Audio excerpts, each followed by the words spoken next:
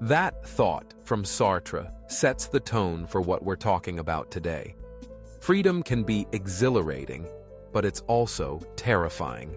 And in many ways, that's the hidden reason so many people find it nearly impossible to walk away from religion. On the surface, it might seem simple. If a person stops believing in the supernatural claims of their faith, why not just step away? Why not just live without it? But as anyone who has tried to leave religion knows, it's never that straightforward. There are deep, tangled reasons, psychological, cultural, and emotional, that make religion one of the hardest things to let go of, even when someone no longer believes its doctrines. One of the biggest forces keeping people tied to religion is community. Humans are social creatures. Belonging to a group has always been essential for survival. In early history, being cast out of a tribe could mean death. That ancient instinct hasn't gone away. Religious communities often provide a ready-made family, people to celebrate with, to mourn with, to call when life falls apart. If someone leaves their faith, they risk losing all of that overnight. For many, the thought of that loneliness is worse than the doubts they carry. It's not simply about beliefs, it's about belonging. This sense of belonging is reinforced by rituals, weekly gatherings, prayers, holidays, songs, even small habits like saying grace before meals. All of these create a rhythm in life. They structure time, give people a sense of order, and mark life's milestones. Without them, life can suddenly feel empty, disorganized, and even meaningless. People often underestimate how much comfort these rituals provide until they're gone. Then there's the question of identity. For many, religion isn't just something they practice, it's who they are. It's woven into their name, their family traditions, their childhood memories, even the language they speak. To step away from religion feels, to them, like tearing away part of their very self. Someone raised as a devout Catholic, Muslim, Hindu, or Jew may carry that identity long after they've stopped believing. It's not easy to discard an identity that shaped your first words, your first friendships, and your first sense of right and wrong. Fear also plays a massive role. Not just fear of hell or divine punishment, though that alone can be paralyzing. Even if someone intellectually rejects the idea of eternal torment, those early lessons are planted deep, often in childhood, when the mind is most impressionable. Psychologists call this priming, early messages that stay in the subconscious and resurface under stress. A person might not believe in hell at all, but in the middle of the night, when anxiety creeps in, the old fear can feel disturbingly real. But fear isn't only about the afterlife.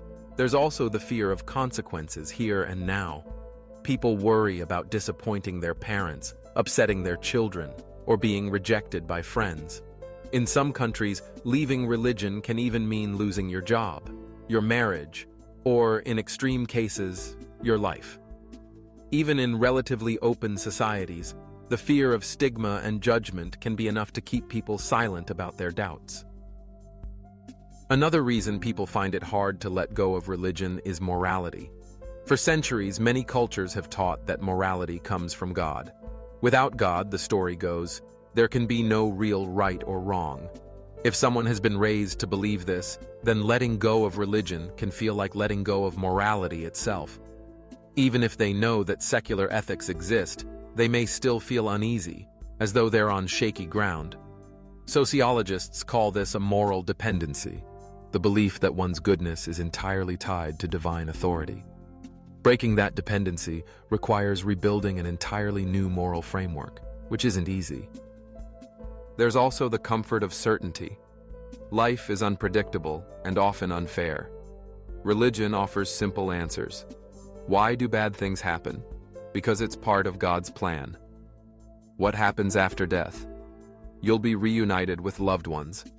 These answers may not be supported by evidence, but they ease the anxiety of living in an uncertain world. To give that up means facing the unknown directly without a safety net. Not everyone is ready for that level of existential honesty. Some prefer the comfort of a story that, even if untrue, helps them sleep at night. What makes religion even harder to leave is that it doesn't just answer big existential questions, it also shapes daily habits of thought. Believers are trained to interpret events through a religious lens. A near miss in traffic might be seen as divine protection. A successful job interview might feel like an answered prayer. Over years, these thought patterns become automatic.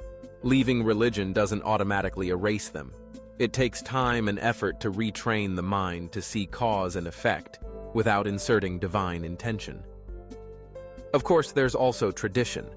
Families pass religion down like an heirloom. It's wrapped up in weddings, funerals, food, clothing, music, and language. Even those who don't believe may still attend services for the sake of family harmony or cultural continuity.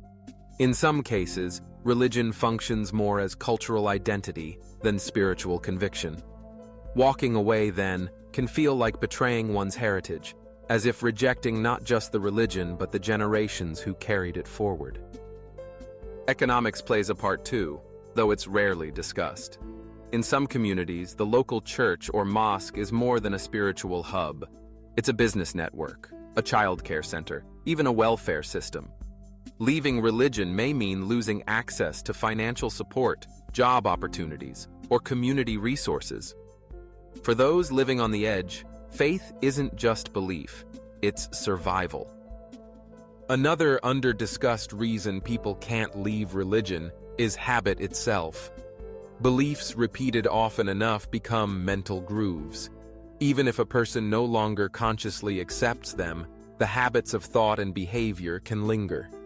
Consider how someone might still cross themselves before a big event, or whisper a prayer on an airplane, even if they no longer believe in divine intervention.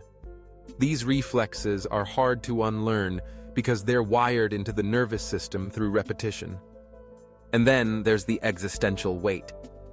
Without religion, people confront a world without ultimate purpose, without cosmic justice, without guarantees. That's a heavy burden. To some, it feels unbearable. Albert Camus described life without divine meaning as absurd, but he also argued that recognizing this absurdity is the beginning of true freedom. Still, not everyone is ready to shoulder that responsibility. Religion offers the illusion of a script, a story where everything makes sense. Abandoning it means writing your own story from scratch, and that's frightening. Real-life cases show just how strong these ties are. Consider the number of clergy who no longer believe but continue preaching because they have no other career path, no way to support their families, and no community outside their church. Or the countless stories of people who quietly stop believing but still attend services every week because the social cost of honesty feels too high. These stories are not rare. They're widespread, though often hidden. What all of this shows is that leaving religion isn't just about changing a belief. It's about untangling an entire web of social, cultural, psychological, and personal ties. Religion is sticky not because its claims are true, but because it has mastered the art of embedding itself into nearly every aspect of human life. Yet, when people do manage to step away, they often describe a process of rediscovery. They learn that community can be built outside religious walls. That meaning can be created through relationships, creativity, and contribution. That morality can be rooted in empathy and reason rather than divine command. And that freedom, while terrifying at first, can also be deeply empowering. The difficulty of leaving religion should not be underestimated. It is one of the most profound transitions a person can go through. But the very fact that so many people attempt it, despite the risks, suggests something important.